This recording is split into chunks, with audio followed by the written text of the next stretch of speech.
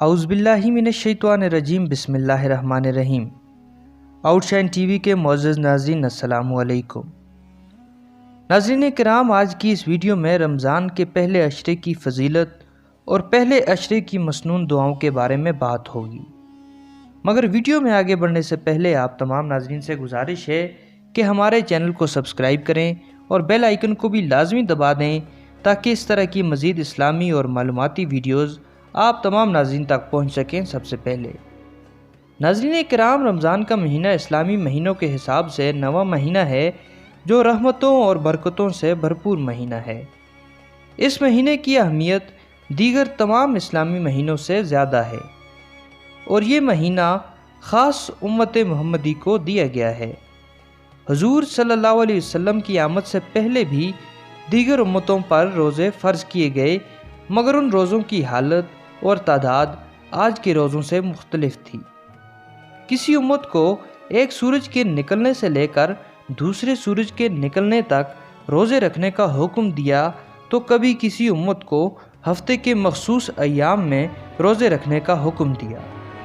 تاہم اس کا جو اجر و ثواب حضور صلی اللہ علیہ وآلہ وسلم کی امت کے حصے میں آیا وہ اس سے پہلے کسی قوم یا امت کے حصے میں نہیں آیا۔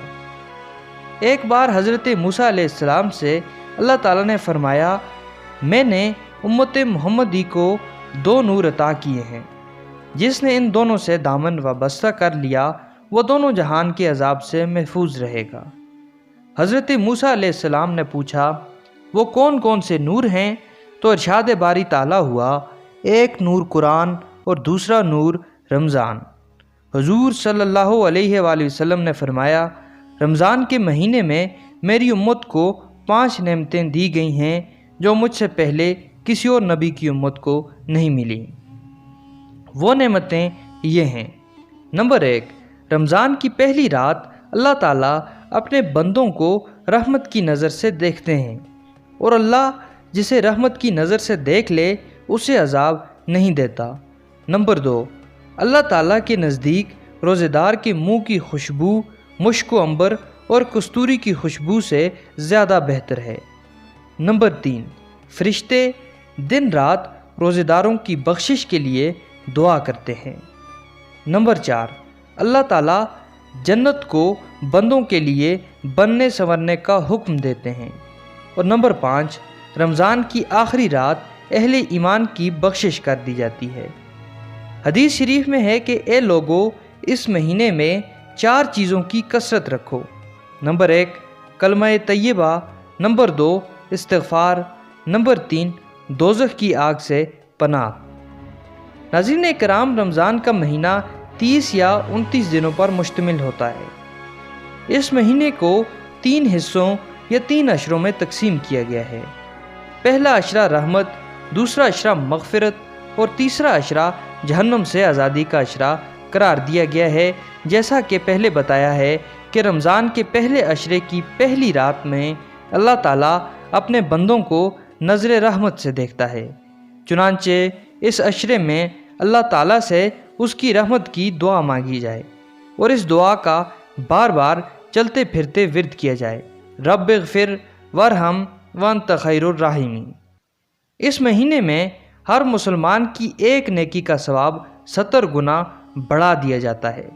چنانچہ اس مہینے کے دنوں میں زیادہ سے زیادہ خدا کی عبادت کی جائے اور اس کے ساتھ ساتھ بھوکوں اور مسکینوں کو اپنی بساط کے مطابق روزہ بھی افطار کروایا جائے، اور اس مہینے میں جتنا ہو سکے خدا کو راضی کرنے کی کوشش کی جائے، اور نہ صرف رمضان بلکہ پورے سال میں غریبوں اور مسکینوں کا خیال رکھا جائے۔ یہی رمضان کا پیغام ہے، یہی خدا کا حکم ہے۔ ہر مسلمان کو چاہیے کہ وہ دنیا کے کسی بھی کونے میں کیوں نہ رہتا ہو اپنے ارد گرد غریبوں اور مسکینوں کا خیال رکھے۔ اور اللہ تعالیٰ کا ایک خاص فضل و کرم ہمارے اوپر ہے کہ ہمارے ملک کے اندر رمضان کے مہینے میں شہروں کے اندر خصوصاً دسترخوانوں کے دسترخوان لگے ہوتے ہیں اور غریبوں اور مسکینوں کو لوگ پکڑ پکڑ کر لاتے ہیں کہ آپ آئیں اور روزہ افطار کریں۔ یہ یقیناً خدا کے فضل کی ایک نشانی ہے۔ رمضان کا پیغام ہی احساس ہے۔ اس مہینے میں ہمیں اللہ تعالیٰ کی رضا کے لیے اعمال کرنے ہیں اور اس مہینے میں خدا کی رضا کے لیے زیادہ سے زیادہ صدقہ خیرات کرنا ہے۔ کیا پتہ ہماری کون سی ادا خدا کے ہاں قبول ہو جائے اور کل بروز محشر ہماری بخشش کا باعث بن جائے۔ مزید اسلامی اور معلوماتی ویڈیوز کے لیے ہمارا چینل سبسکرائب کریں۔